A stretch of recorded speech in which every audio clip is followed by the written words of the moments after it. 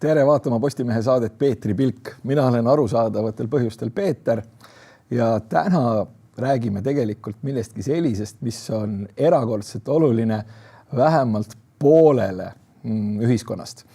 Ilmselt tegelikult kõigile, aga alustame uudistega, mis on mulle viimastel päevadel silma jäänud. Kõigepealt Wall Street Journal räägib sellest, kuidas keskklass vajub seoses inflatsiooniga nii-öelda üha allapoole. Ja inflatsiooni kohta võib tegelikult öelda, et kui kohin närib riiet, rooste sööb rauda, siis inflatsioon on midagi sellist, mis närib ühiskonna sidususe ära. Ehk siis raha ostujõu langus, mis paraku tuleneb sellest, et mingisugustel hetkedel on tehtud selliseid majandus- ja monetaarpoliitilisi otsuseid, mis ei ole olnud võib-olla kõige paremad, on viinud inflatsioonini ja nüüd me selle inflatsiooniga elame ja minu arusaam on see, et kuigi euroalal on sellega veidikene paremini, siis globaalselt on see midagi sellist, mis ilmselt on meiega suhteliselt pikka aega ja see on midagi sellist, mis tegelikult närib just nimelt ühiskonnal teatud mõttes hinge seest ära, sellepärast et mitte midagi ei ole parata, vähemalt nii palju, kui mina olen vaadanud seda, kuidas ühiskond toimib, kui ostujõudu jääb vähemaks, kui elustandard enam ei parane, siis inimesed kipuvad minema omavahel tülli ja kui inimesed lähevad omavahel tülli, kasvavad riskid ja kasvab üldine närvilisus. Ja seda üldist närvilisust, olgem ausad, on meil juba niigi liiga palju. Aga võtame järgmise uudise. Euroopas uusi autosid müüakse, meil ei müüda. Ja siin tuleb rääkida millest? Siin tuleb rääkida loomulikult meie fantastilisest eksperimendist nimega automaks. Automaks võib meeldida või mitte meeldida. Aga kui me vaatame otsa sellele, kuidas see meil tekkis, mismoodi seda on rakendatud ja millised on selle tulemused, siis peab vist nentima, et päris hästi sellega nüüd küll ei läinud. Ehk siis see on üks nendest huvitavatest kaootilistest improvisatsioonidest, mida tehti siis, kui selgus, et raha on otsas. Või on seda lihtsalt liiga vähevõitu. Millegipärast, mis mind alati paneb väga imestama, on see, et kui mingisuguseid selliseid otsuseid tehakse, siis just kui eeldatakse, et mingeid teiseseid mõjusid ei ole. Et maks või suvaline majanduspoliitiline otsus annab täpselt selle resultaadi, mida tahetakse. Automaksu puhul räägiti, et tahetakse loomulikult eelarvesse rohkem raha, arusaadav, tahetakse, et inimesed sõidaksid vähem saastavate autodega, ka võib-olla enam-vähem arusaadav. Ja mis siis resultaat on? Resultaat on hoopis see, et seoses automaksuga kõpitsetakse rohkem vanasid autosid, uusi vähem saastavaid ei kiputa ostma või kui ostetakse, siis hea küll ja siis ostetakse vähem saastavaid. Aga see üldine mõju on ikkagi veidikene selline kahtlane. Käibemaksu jääb kõvasti saamata, automüüjad ei ole õnnelikud, inimesed ei ole õnnelikud ja otsustaval hetkel selgub, et ega eelarvesse raha ka piisavalt ei tule. Ja võtame viimase uudise ka.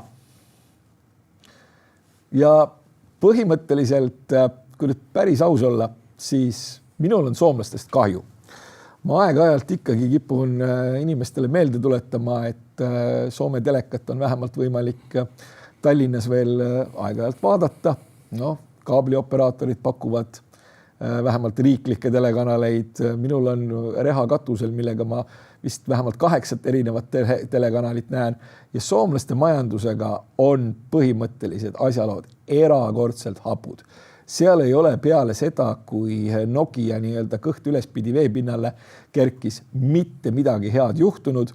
Neil on võlakoorma kasv, neil on rahvastiku vananemine, nende konkurentsipositsioon on selgelt löönud kõikuma ja nüüd nad siis põhimõtteliselt räägivad, et nad on ikkagi, aga vaatamata sellele, on nad ikkagi kohutavalt õnnelikud.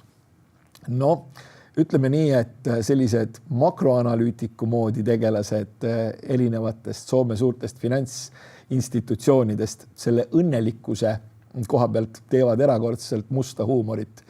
Ja ma ikkagi nende peamist nalja siin kordama ei hakka, sellepärast et see huumor on tõepoolest must.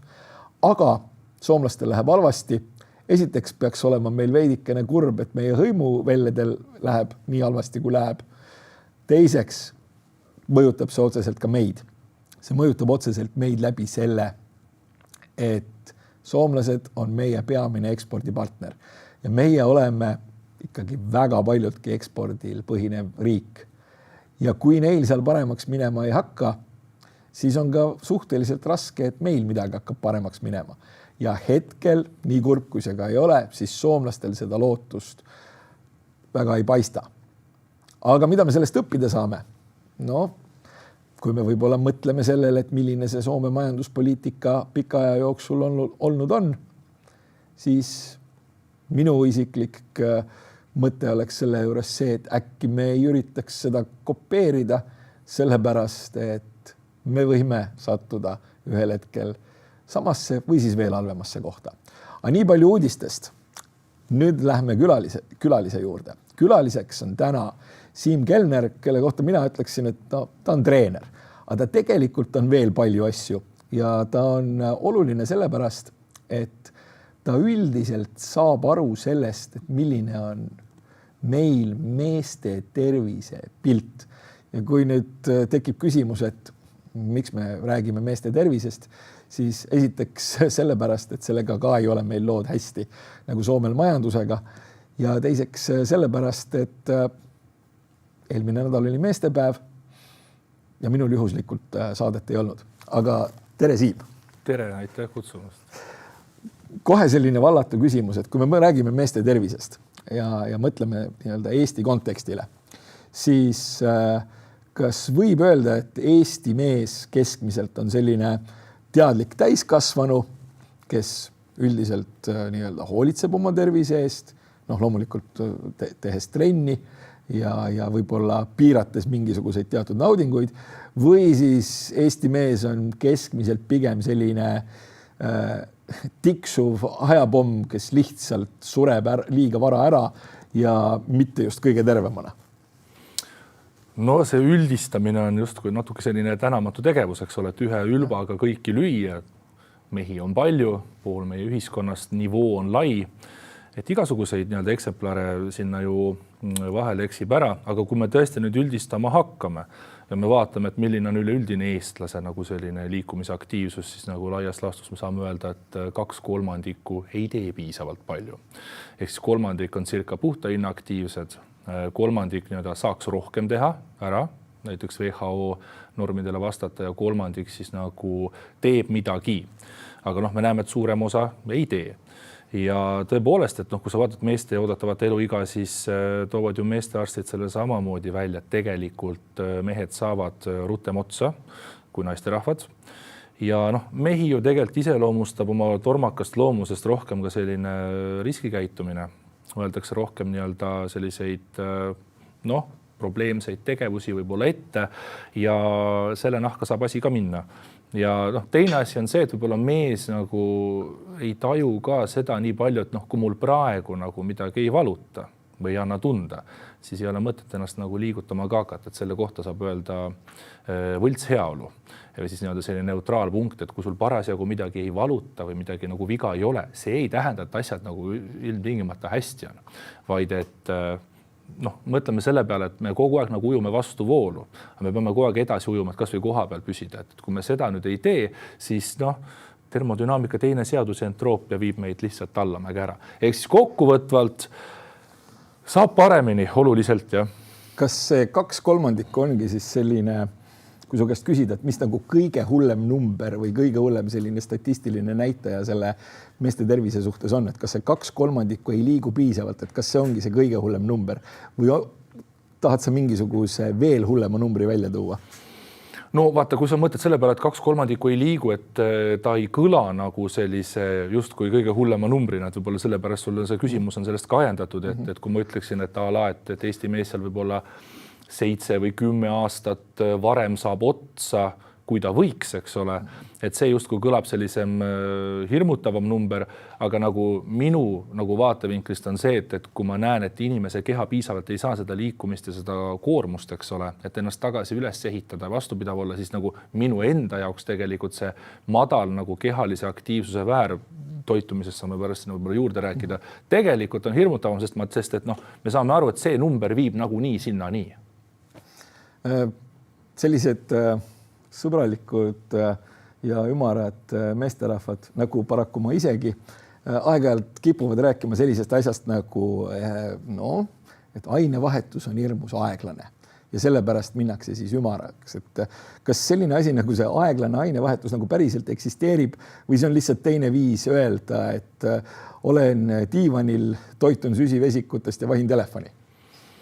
No ainevahetus peab teatud määraga kogu aeg toimuma, et sul on sisendid, sul on väljundid, su kehas toimuvad protsessid, et kui me saaksime kui see ainevahetus on aeglane, siis on just hästi ju, siis sind jätkub kauemaks põhimõtteliselt ju tegelikult just kui peaks olema niimoodi. Aga tegelikult pigem tõenäoliselt me mõtleme nagu aine ja energiavahetust. Ehk siis, et kui sa seda ainevahetust nii-öelda tahad endal kiirendada, siis tuleb enda kehaosi ka kiiremini nagu tööle panna. Et siis see, nagu see ainevahetus ju võimendub, intensiivistub. Ja teine asi on see, et kui me tõepoolest saaksime selle ümara vormi mingil määral natukene muuta kandilisema vastu, et lähed, tõstad natukene rauda ja kasutad oma nagu seda liikumisaparaati, siis tegelikult väga hea sellise paralleeli saame tuua näiteks masinate vahel, automootorite vahel, et kui sul on ikka selline suure mitmeliitriline mootor seal kapoti all, eks ole, siis ta võtab kütet ka rohkem, eks ole, astub paremini edasi, võtab kütet rohkem.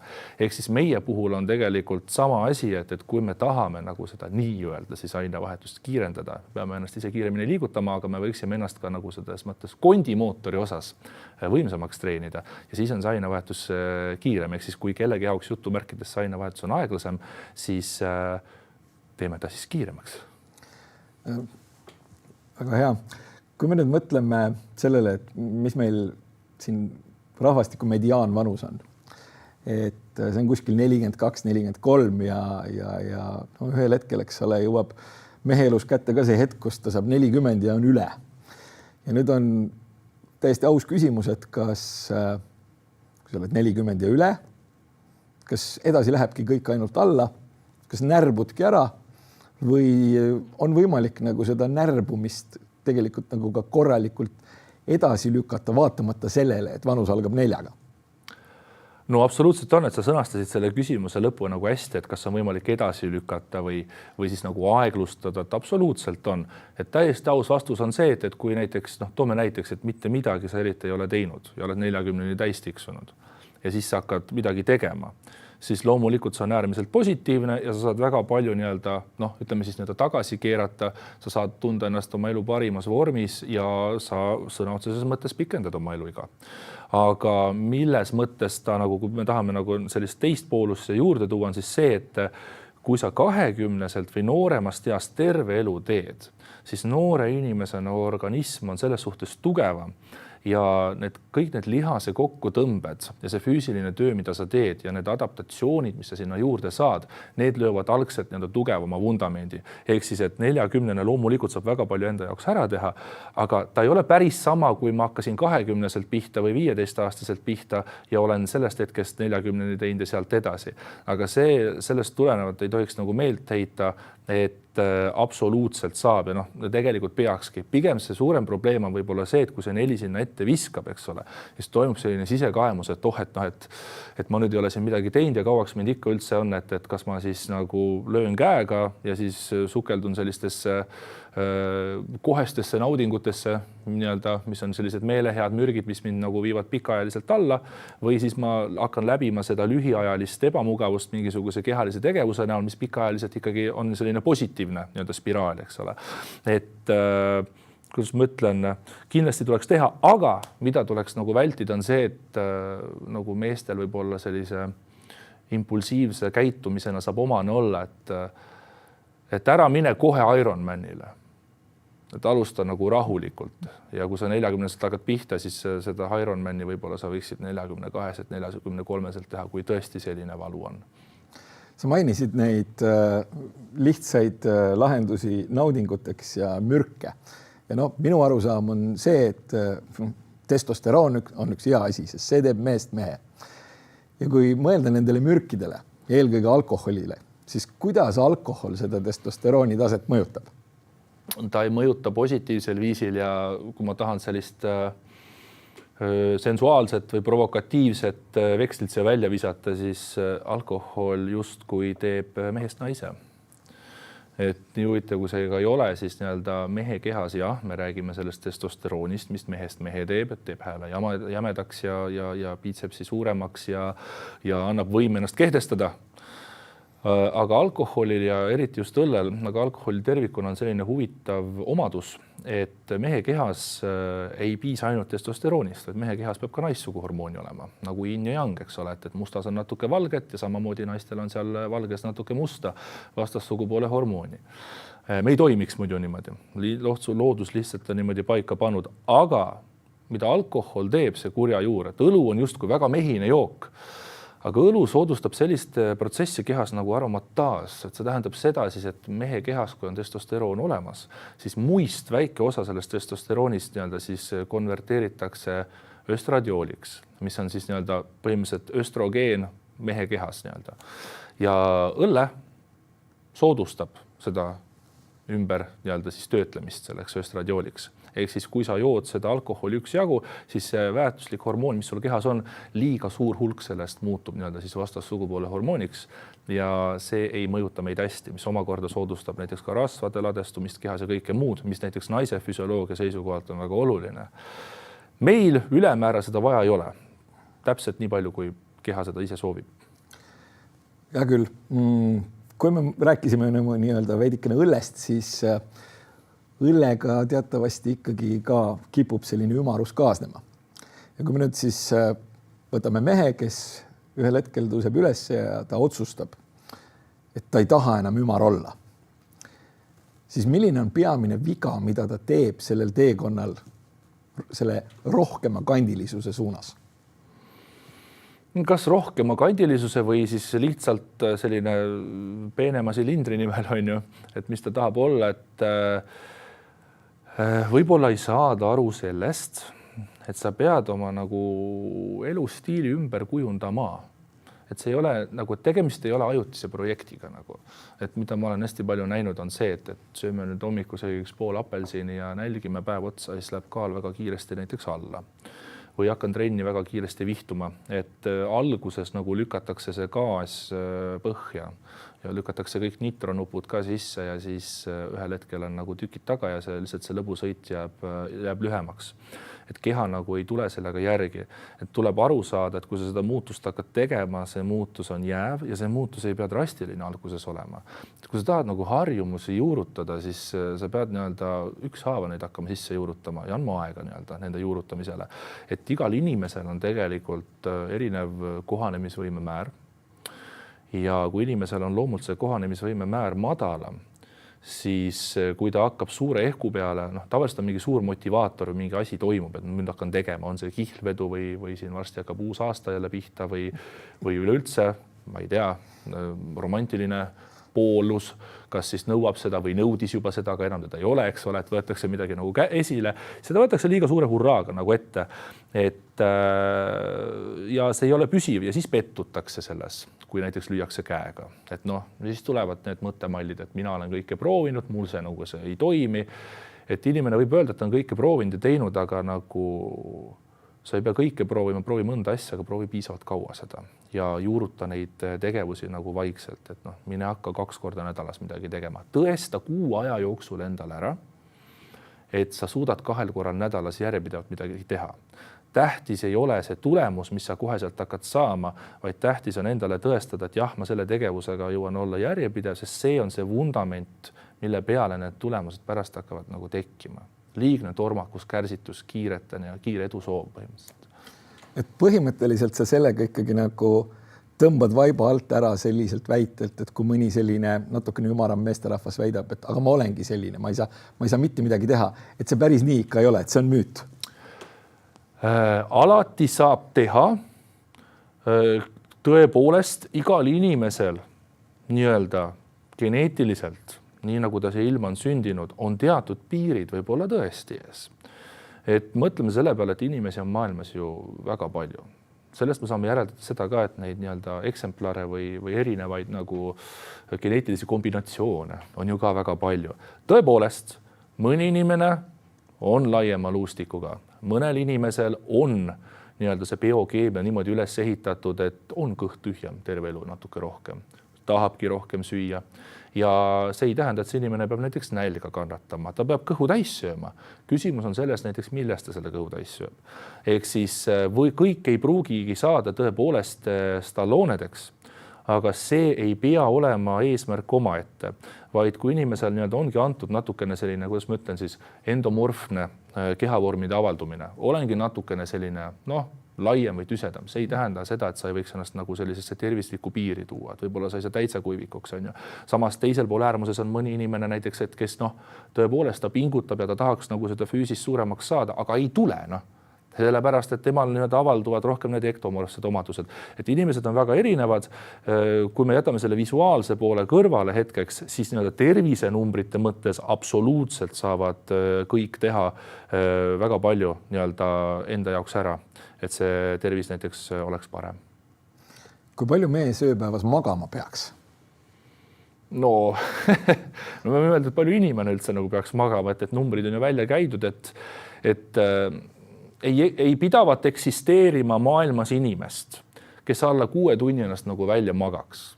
Et kui keegi seda nagu väidab, siis see on väga julge väide ja ta peaks selles veenduma, et kas see tõepoolest nii on.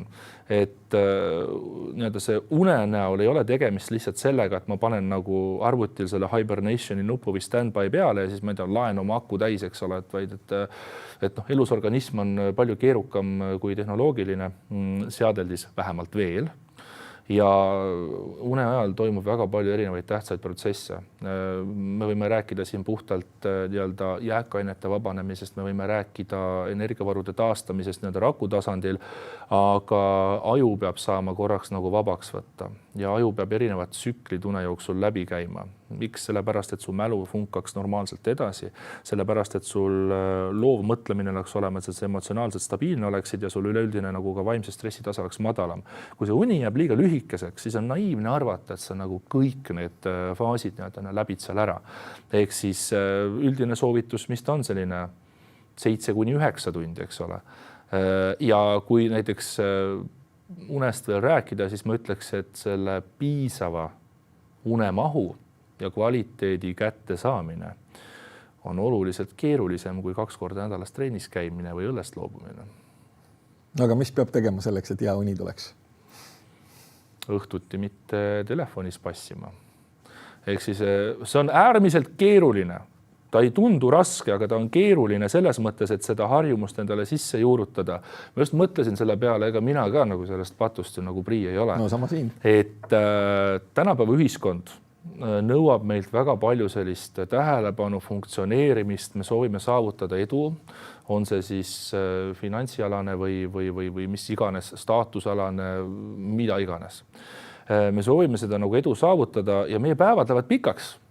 Nii, sa oled päev otsa rakkes, toimetad seal ja kui sa jõuad õhtul koju, siis sa tahad oma vabaolu ka nautida. Aga häda on selles, et selle vabaolu nautimine, et sa selle vabaolu nautimise doosi saaksid kätte, siis need unetunnid võivad lükkuda natukene liiga palju edasi. Ehk siis lihtsalt öelduna, sa ei soovi oma päeva nii ruttu lõpetada, sellest tulenevad sa oled hiljem magama ja sellest tulenevad, kas siis sa pead härkama hiljem ülesse või sa ei saa oma unetunde piisavalt täis, sa pead ennast varem üles ajama. Ehk siis, ja mis iganes see meelehea saab olla, näiteks kas siis sa vaatad oma ekraani pealt, saad nii-öelda scrollid seal, saad seda head meeleolu, et see sinine valgus või kogu see erkvalgus, mida sa sealt saad, see tegelikult segab ka seda samust melatoniini vabanemist ja nagu unne suikumist. Ehk siis tegelikult lihtne öelda, raske teha, tund enne magamist või isegi 2, et ära vaata telkut, pane telefon ära, loe raamatut võib-olla või siis midagi, mis ei ole, eks ole, LED-ekraani peal. et tee mingisugust sisekaemust, räägi oma kaaslasega päeva lahka, kui sul on laps, mine loe talle raamatut näiteks, kui ta veel nii noor on. Et leia mingisugune produktiivne tegevus, mis siis stimuleeri sind su närvisüsteemi sellisesse sümpaatilisse seisundisse viima. Sellisel juhul, kui sa harjutad, siis sa hakkad ühel hetkel magama jääma. Aga samamoodi nagu trenniga kohe tulemus ei tuleks, kui sa hakkad oma unehügieeni siis parandama ja enda seda magama minekut nagu ümber juurutama, siis ega esimene nädal-2 ei ole meeldiv. Aga ühel hetkel ta hakkab nagu tulema. Minuga on niimoodi, et mida rohkem ma majandusega tegelen, seda rohkem ma panen igal pool ennast ümbritsevas kas või meedias või mingisuguses kommunikatsioonis tähele seda, et eksisteerivad mingisugused müüdid või eksisteerivad täiesti valed lähenemised, mille puhul inimesed arvavad, et see ongi nii. Kuidas nagu selle trenni tegemisega, kaalu langetamisega on, kas on ka mingisuguseid selliseid konkreetseid müüte, mida sa oskad nii-öelda kohe kuklast võtta, mida kõik inimesed arvavad, et see on tõsi, aga tegelikult see on tõest päris kaugel? No müüte liigub väga-väga palju selles suhtes ringi tõepoolest, et võib-olla üks müüt, ma tooks välja selline asi nagu sildistamine. Et me sildistame hästi palju toite näiteks. Ja me võime seda meediast ka lugeda, et kui tuleb kuskil jälle mingi artikkel välja, et mis siin hiljuti oli, et kui sa putru hommikul sööd, siis see läheb kohe kõhupekki, eks ole. Vot, see tegi mind päris, mitte vihaseks, aga nagu tegi mõnes mõttes kurvaks, et tegelikult me just tahaksime nagu seda vältida. Me ei taha toiduainele mingisugust silti külge panna, et vaata see toit nüüd teeb paksuks ja see toit nüüd ei tee paksuks, et kui sa, ma ei tea, seda sidrunit seal pigistad endale kuskile vee sisse, et siis maagiliselt hakkab rasv põlema, et sest et ta ju viib mingil määral nagu mürke välja, eks ole. Et kui sa sellise negatiivse sildi paned toidule külge, siis sa tekitad inimeses selliseid moraalseid nagu implikatsioone, et inimene tajub, et kui ma nüüd seda toitu söön, siis ma olen halb inimene, siis ma ei käitu moraalselt. Aga tegelikult see niimoodi ei ole, et igal toidul on nagu oma toit ja väärtus, mida sa endale nii-öelda sisse sööd. Jah, mõned toidud on mõistlikumad sisse süüa kui teised. Aga üks asi on see sama toitude sildistamine, et kui ma söön tüki küpsist ära, siis ma olen nagu ise ennast ja oma tõekspidamisi reetnud, aga sa võid aeg-ajalt natukene meelehead endale lubada, sa pead lihtsalt mahutama oma selle eelarve sisse, mis sul päeva lõikes on antud ja enamik sellest või suurem osa sellest eelarvest peaks olema täidetud ikkagi sellise hea asjaga näiteks. Neid igasuguseid teisi näiteid on nagu veel, trenni peab hakkama alguses väga palju ja kõvasti vihtuma ja treening peab olema selline hästi ebameeldiv protsess ja kui sa ikkagi läbi pekstud tunne sul järgmine päev ei ole, siis treening on luhta läinud või et kui lihased järgmine päev jubedalt valutavad, et siis lihas näiteks kasvab, et kui sa ülemäära järgmine päev valutad, sa tegid üle. Sa pead tegema natukene rohkem kui eelmine kord tegelikult. Ja üks suur asi on tegelikult veel see, et käib see suur debatt, ma ei tea, kas sul on plaanis seda küsida ka, et umbes nendest kaloritest, eks ole. Et kalorid, kas tuleb neid kaloreid lugeda või ei tule neid kaloreid lugeda, et minule meeldib öelda niimoodi, et kaloreid ei pea lugema, aga see ei tähenda seda, et kalorid ei loeks. Vot, et seal on nagu niimoodi, et samamoodi, et energiajäävuse seadus nagu toimib ja õhust ja armastusest me suuremaks nagu ümaramaks ei muutu. Armastusest tõesti võib muutuda, eks ole, aga siis ei ole seal õhk, vaid seal on nagu toit juures, eks ole, või siis sa ei taha seda toitu lihtsalt, et see on nagu selles mõttes tugev emotsioon.